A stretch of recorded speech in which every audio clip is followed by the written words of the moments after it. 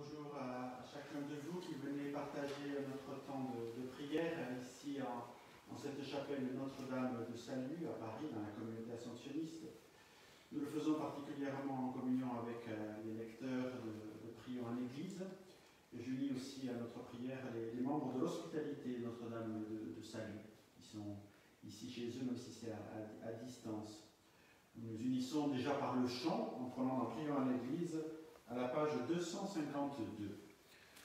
Ô viens Jésus, ô viens Emmanuel, nous dévoiler le monde fraternel, où ton amour plus fort que la mort nous régénère au sein d'un même corps.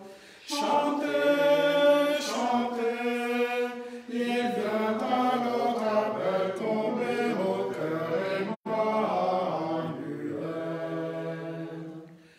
Viens berger que Dieu nous a promis, entends au loin ton peuple qui gémit.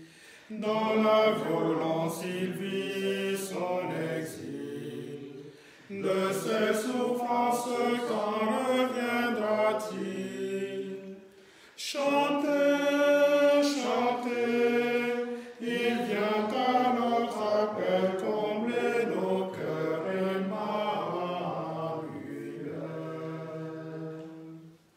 Au nom du Père et du Fils et du Saint-Esprit. Amen. Le Seigneur soit avec vous. Et avec votre esprit. Un temps s'achève, ce temps ordinaire, même s'il aura connu tout au long de cette année liturgique et cette année civile bien des soubresauts à la fois pour nos célébrations, dont certains ne peuvent reprendre à partir de ce week-end dans nos paroisses, mais aussi en fonction de ce à quoi nous allons nous préparer à partir de demain, c'est-à-dire à accueillir l'Emmanuel. Et aujourd'hui, nous allons prier particulièrement celle qui s'est préparée à accueillir l'Emmanuel dans sa chair même, la Vierge Marie. Et nous demanderons justement par son intercession qu'elle accompagne notre prière. Mais au début de cette célébration, ayons l'humilité de reconnaître qui nous sommes devant Dieu, ses enfants aussi pécheurs qui demandent son pardon. Kyrie eleison, Kyrie eleison, Christe, Christe, Christe eleison, Kyrie eleison, Kyrie eleison.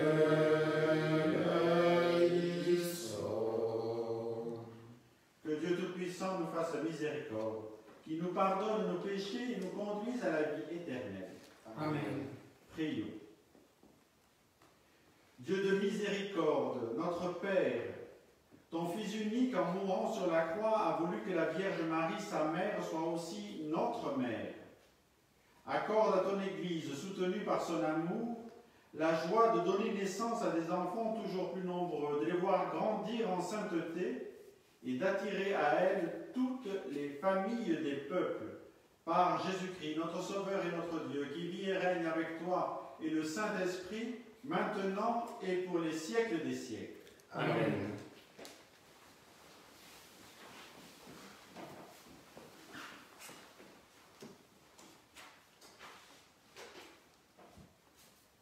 Lecture de l'Apocalypse de Saint Jean.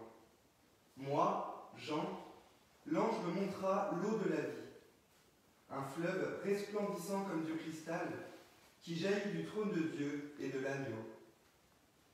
Au milieu de la place de la ville, entre les deux bras du fleuve, il y a un arbre de vie qui donne des fruits 12 fois. Chaque mois, il produit son fruit. Et les feuilles de cet arbre sont un remède pour les nations. Toute malédiction aura disparu. Le trône de Dieu et de l'agneau sera dans la ville, et les serviteurs de Dieu lui rendront un culte. Ils verront sa face, et son nom sera sur leur front. La nuit aura disparu, ils n'auront plus besoin de la lumière d'une lampe, ni de la lumière du soleil, parce que le Seigneur Dieu les illuminera. Ils régneront pour les siècles des siècles. Puis l'ange me dit, ces paroles sont dignes de foi et vraies. Le Seigneur, le Dieu qui inspire les prophètes, a envoyé son ange pour montrer à ses serviteurs ce qui doit bientôt advenir. Voici que je viens sans tarder. Heureux celui qui garde les paroles de ce livre de prophétie. Parole du Seigneur. Nous rendons grâce à Dieu.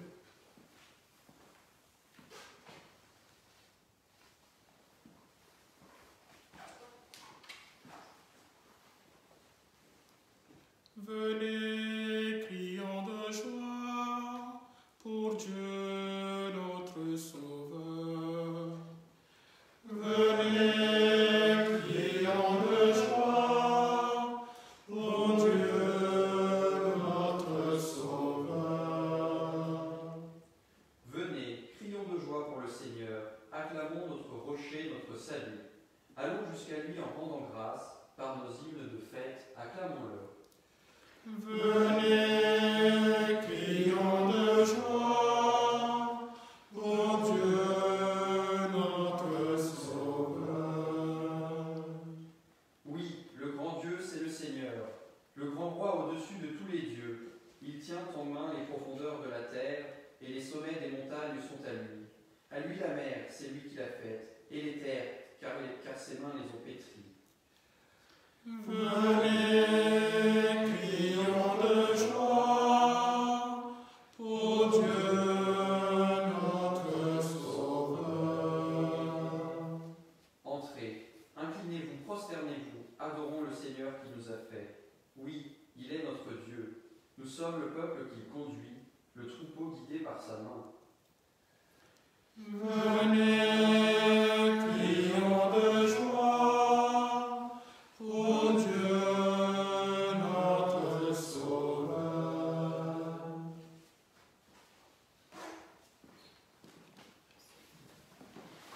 Alléluia, Alléluia, Alléluia.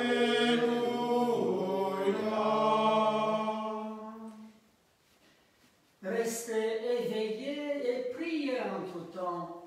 Ainsi, vous pourrez vous tenir debout devant le Fils de l'homme. Alléluia, Alléluia, Alléluia.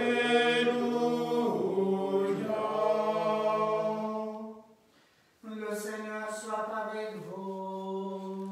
Et avec votre esprit. Évangile de Jésus-Christ selon saint Luc. Gloire à toi, Seigneur. En ce temps-là, Jésus disait à ses disciples, tenez-vous sur vos gardes, de crainte que votre cœur ne s'alourdisse dans les beuveries, l'ivresse et les soucis de la vie, et que ce jour-là ne tombe sur vous à l'improviste comme un filet. Il s'abattra, en effet, sur tous les habitants de la terre entière. Restez éveillés et priez en tout temps. Ainsi, vous aurez la force d'échapper à tout ce qui doit arriver et de vous tenir debout devant le Fils de l'homme. Acclamons la parole de Dieu. Louange à toi, Seigneur Jésus.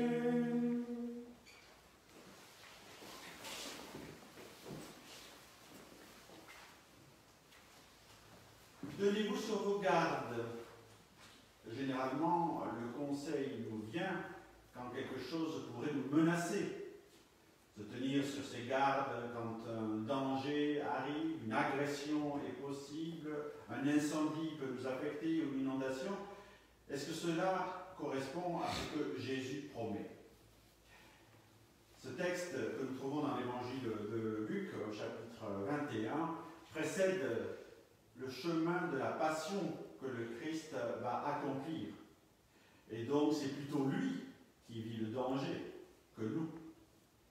Pourtant, s'il nous invite à nous tenir sur nos gardes, à être vigilants, à être prêts à affronter les difficultés, c'est parce qu'il sait bien que ce qu'il va assumer dans sa propre chair ne sera pas exclusif, mais sera aussi prémisse d'un chemin de croix vécu d'abord par les premières communautés chrétiennes et assumé toujours par quelques-uns.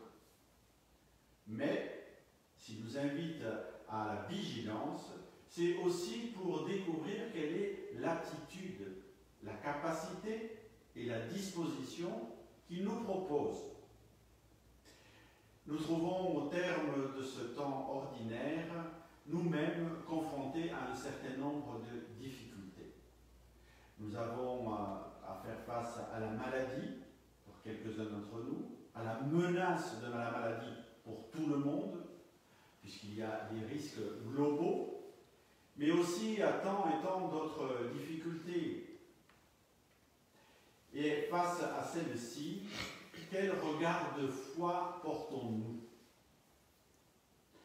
Par rapport aux tentations, alors je ne sais si les tentations évoquées par Jésus de beuverie et d'ivresse concernent tout le monde, mais le troisième, oui, les soucis de la vie. Nous en avons déjà en propre et aussi en collectif. Et pour y faire face, il y a besoin de pouvoir nous dire ensemble, nous soutenir ensemble avec les yeux de la foi, les dispositions que le Christ met dans nos cœurs pour nous dire, nous convaincre et nous mettre à disposition à la vigilance. La vigilance, ce n'est pas simplement avoir un œil ouvert, avoir une alerte, avoir tous nos sens tournés vers ce qui pourrait arriver. Non, c'est une disposition intérieure. Suis-je prêt à accueillir celui qui vient? Non pas du point de vue de la menace, mais du point de vue de la bonté qui va produire en nous.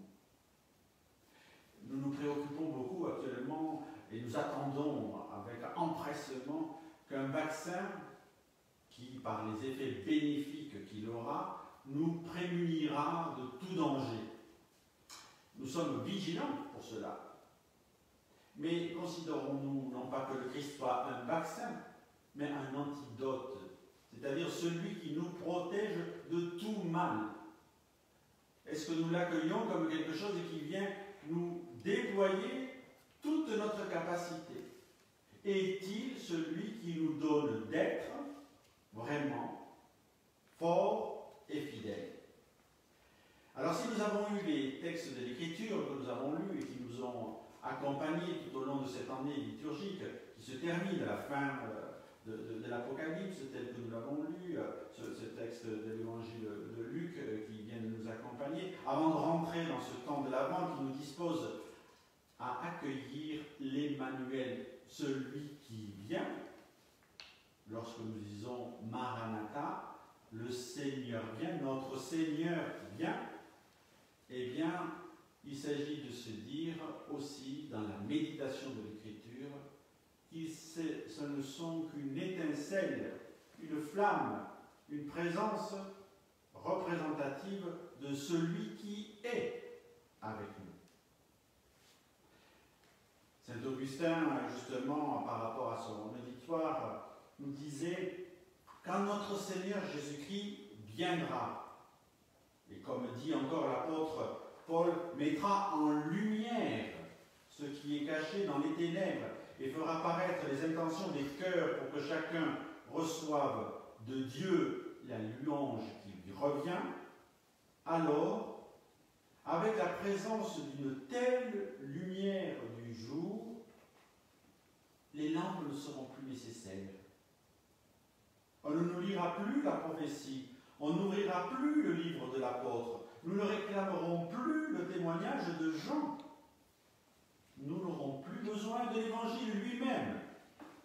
Toutes les Écritures nous seront retirées alors qu'elles brillaient pour nous comme des lampes dans la nuit de ce monde pour que nous ne demeurions pas dans l'obscurité.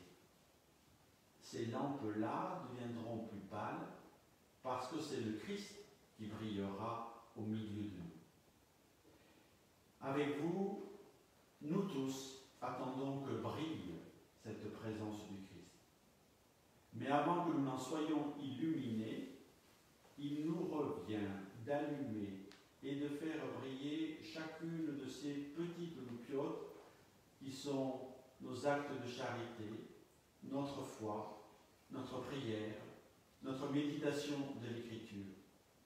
Et nous avons par Marie l'exemple de celle qui incendie le monde par la prière, par sa présence, par son compagnonnage avec tant et tant d'hommes et de femmes qui prient le Seigneur par son intercession. Demandons au Seigneur que dans notre nuit, dans notre obscurité, dans nos faiblesses, il y ait toujours des flammes, prémices de la clarté de sa venue et de sa présence parmi nous.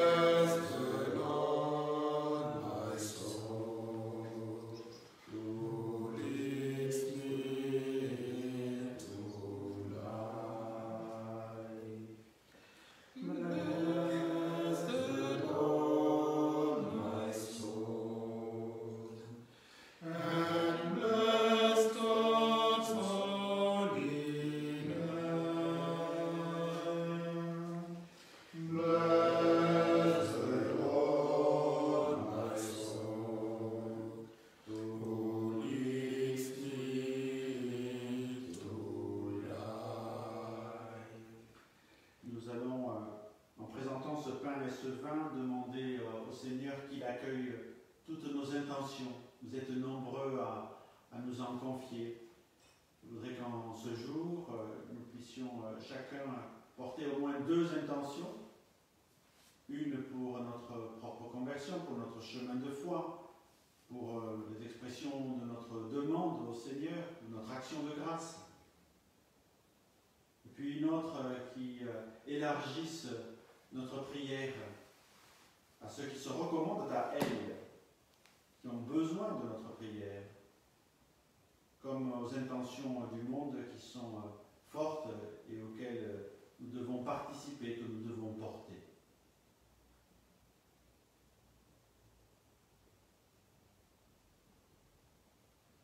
Tu es béni, Seigneur Dieu de l'univers, toi qui nous donnes ce pain, fruit de la terre et du travail des hommes. Nous te le présentons et deviendra le pain de la vie. Béni soit Dieu maintenant et toujours. Tu es béni, Seigneur Dieu de l'univers, toi qui nous donnes ce vin, fruit de la vigne et du travail des hommes. Nous te le présentons et deviendra le vin du royaume éternel. Béni soit Dieu maintenant et toujours.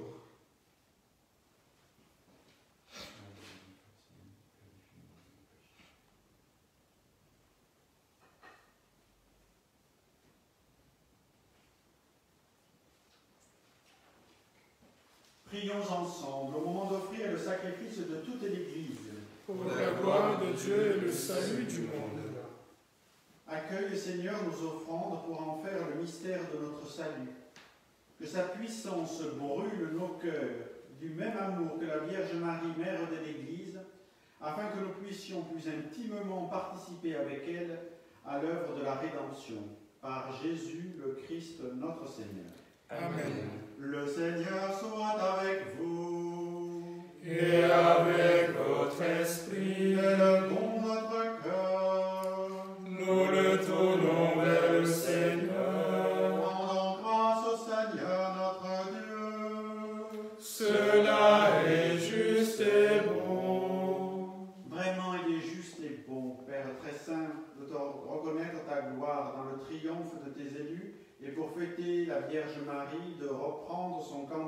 d'action de grâce. Oui, tu as étendu ta miséricorde à tous les âges et révélé tes merveilles à la terre entière, en choisissant ton humble servante pour donner au monde un sauveur, ton Fils, le Seigneur Jésus-Christ. C'est par lui que les anges assemblés devant toi adorent ta gloire. À leur hymne de louange, laisse-nous joindre nos voix pour chanter et proclamer Sanctus, Sanctus, Sanctus, Deus Sabaoth. Sanctus, Sanctus, Sanctus, Deus Sabaoth. Pleni sub cieli et terra, gloria tua. Hosanna in excelsis Deo, Hosanna in excelsis, Hosanna in excelsis Deo, Hosanna in excelsis. Benedictus qui venit in nomine Domini. Hosanna in excelsis Deo, Hosanna in excelsis, Hosanna in excelsis Deo, Hosanna in excelsis.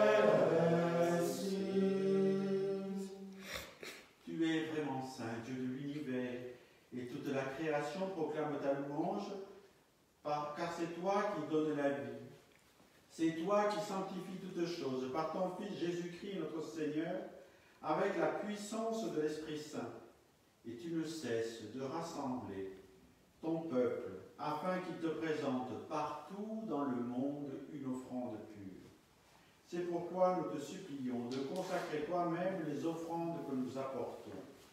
Sanctifie-les par ton esprit, pour qu'elles deviennent le corps et le sang de ton Fils, Jésus-Christ notre Seigneur, qui nous a dit de célébrer ce mystère. La nuit même où il fut livré, il prit le pain, en te rendant grâce, il le bénit, il le rompit et le donna à ses disciples en disant: Prenez et mangez-en tous, ceci est mon corps livré pour vous.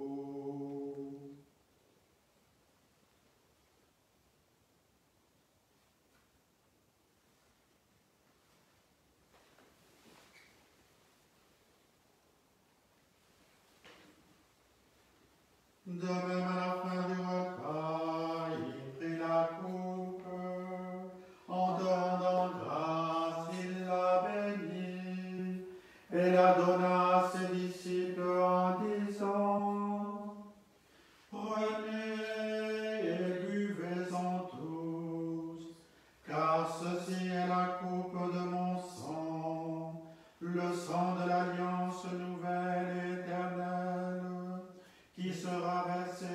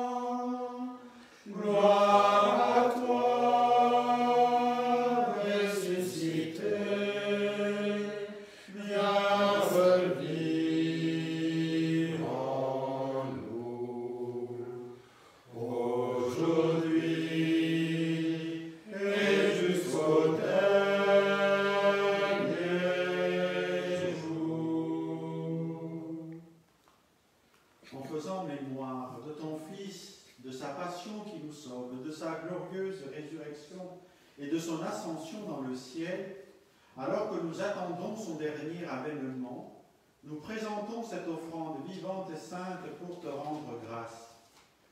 Regarde, Seigneur, le sacrifice de ton Église, et daigne y reconnaître celui de ton Fils qui nous a rétablis dans ton alliance. Quand nous serons nourris de son corps et de son sang, et remplis de l'Esprit Saint, accorde-nous d'être un seul corps et un seul esprit dans le Christ. Que l'Esprit Saint fasse de nous une éternelle offrande à ta gloire, pour que nous obtenions un jour les biens du monde à venir, auprès de la Vierge Marie, la bienheureuse Mère de Dieu, Notre-Dame du Salut, auprès de Saint Joseph, son époux, avec les apôtres, les martyrs et tous les saints qui ne cessent d'intercéder pour nous. Et maintenant, nous te supplions, Seigneur, par le sacrifice qui nous réconcilie avec toi, étends au monde entier le salut et la paix. Affermis la foi et la charité de ton Église au long de son chemin sur la terre. Veille sur ton serviteur, le pape François, et notre évêque Michel, l'ensemble des évêques, les prêtres, les diacres, et tout le peuple des rachetés. Écoute les prières de ta famille assemblée devant toi. Et je te confie tout particulièrement les prêtres, les religieux, religieuses atteints par le Covid, ainsi que les prêtres qui ne peuvent pas célébrer ce week-end étant cas contact. Ramène à toi, Père très aimant, tous tes enfants dispersés. Pour nos frères et sœurs défunts, pour les hommes qui ont quitté ce monde et dont tu connais la droiture, nous te prions. Reçois-les, Père, dans ton royaume, où nous espérons être comblés de ta gloire, tous ensemble et pour l'éternité, par le Christ notre Seigneur, par qui tu donnes au monde toute grâce et tout bien.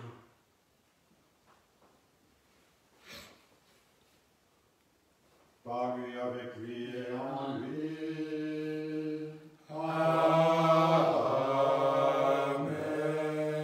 À toi, Dieu le Père Tout-Puissant, dans l'unité du Saint-Esprit.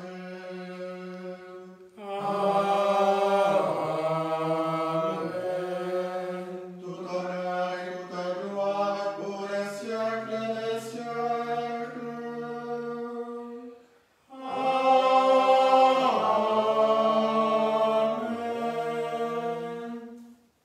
Oui, comme nous l'avons appris du Sauveur et selon son commandement, nous osons ensemble chanter cette prière.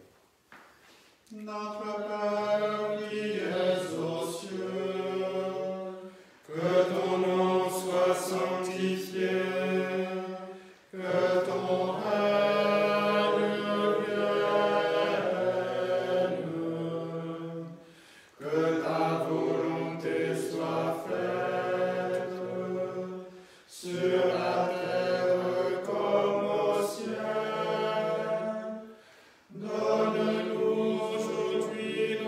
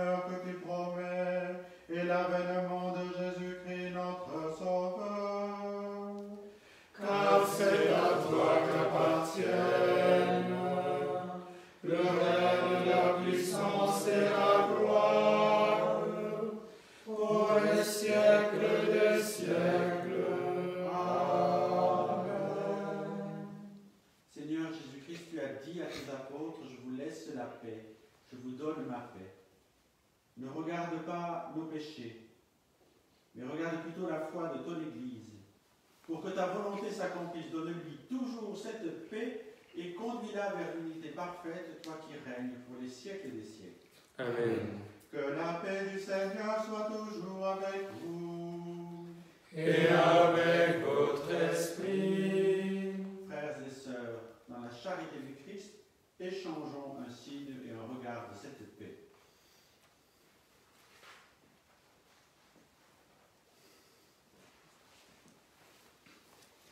Agnus Dei, Qui tollis peccata mundi, miserere nobis. Agnus Dei, qui tollis peccata mundi, miserere nobis. Agnus Dei, qui tollis peccata mundi, dona nobis pacem. Heureux sont bien tous les invités au repas du Seigneur. Voici l'agneau de Dieu, celui qui enlève le péché du monde. Seigneur, je ne suis pas digne de te recevoir, mais dis seulement une parole et je serai guéri.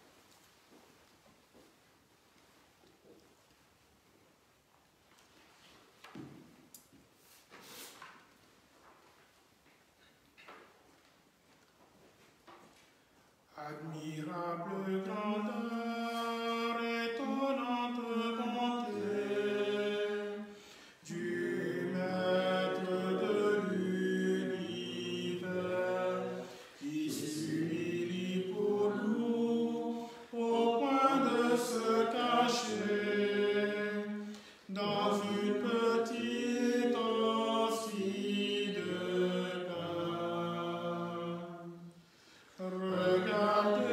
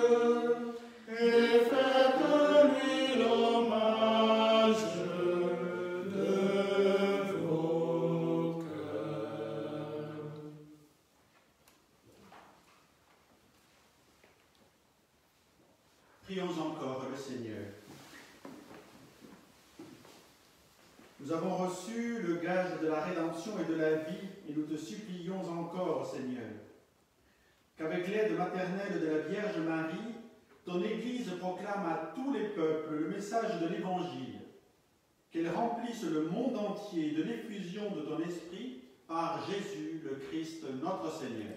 Amen. Tout au long de ce temps de confinement, Prions en Église vous a proposé avec notre communauté de pouvoir suivre les messes quotidiennes de semaine. Ce temps permet maintenant que vos paroisses puissent réinstaurer, rétablir les messes. C'est la raison pour laquelle nous allons cesser de diffuser ces messes à partir de notre chapelle de Notre-Dame de Salut. Cela ne veut pas dire que nous ne continuerons pas à prier en communion avec vous, mais il est bon que chacun rejoigne ses communautés ordinaires autant que faire se peut. Dans ce lieu, particulièrement à vous qui êtes liés à prier en Église, il faut savoir que c'est dans ce lieu qu'est la protectrice de Bayard, Notre-Dame de Salut. Sous sa protection aussi est placé le pèlerinage national et l'hospitalité éponyme Notre-Dame de Salut. Donc nous tous ensemble, que nous soyons lecteurs, participants à ces œuvres ou qui le découvraient en suivant cette messe, nous pouvons nous placer devant la Vierge Marie, que nous prierons après la bénédiction que je vais vous donner. Le Seigneur soit avec vous. Et avec votre esprit. Que Dieu Tout-Puissant vous bénisse, le Père, le Fils et le Saint-Esprit. Amen. Allons dans la paix du Christ. Nous rendons grâce à Dieu. Et maintenant, ensemble, nous implorons Notre-Dame de Salut en chantant « Je vous salue Marie, Pleine de grâce, le Seigneur est avec vous. Vous êtes bénie entre toutes les femmes. Et Jésus,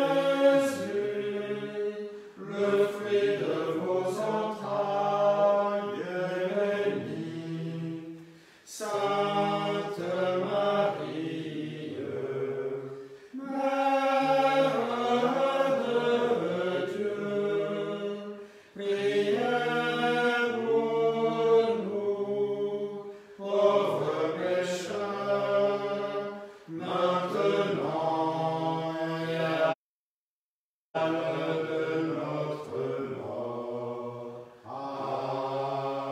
Amen. » Notre-Dame de l'Assomption, Priez pour nous, Notre-Dame de Lourdes, priez pour nous, Notre-Dame de Salut. priez pour nous. Bon retour dans vos paroisses et bonne journée.